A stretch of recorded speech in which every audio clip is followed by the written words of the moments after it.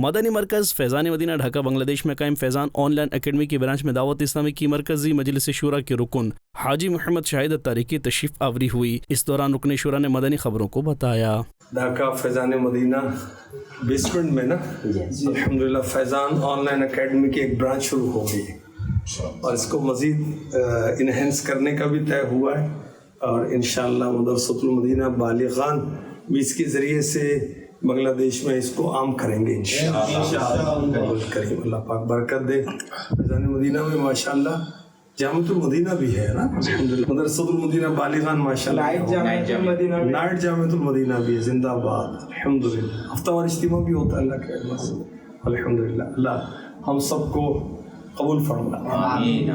اور پھر اس کے بعد حاجی محمد شاہد اتاری کی بنگلہ دیش کے مختلف شہروں میں 12 دینی کام کورسز کروانے اور سنت و برے اجتماعات میں بیانات و عاشقان رسول سے ملاقاتوں سمیت دیگر دینی کاموں میں مصروف رہنے کے بعد پہلے ڈھاکہ کے مدنی مرکز فیضان مدینہ سے روانگی ہوئی، پھر ذمہ داران سے ملاقات کے بعد رکن شورا کی ڈھاکہ کے حضرت شاہ جلال انٹرنیشنل ایئرپورٹ کی طرف روانگی ہوئی۔ اس دوران رکن شورا نے کلام امیر اہل سنت سے شعر پڑھا۔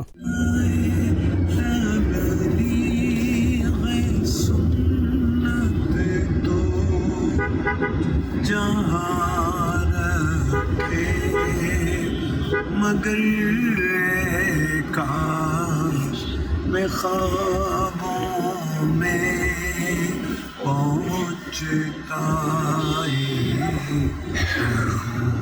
اکثر مدینے میں۔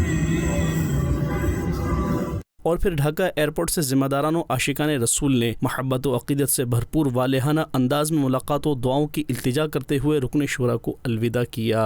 مقبول جگہ بھر میں ہو دعوت اسلامی، صدقہ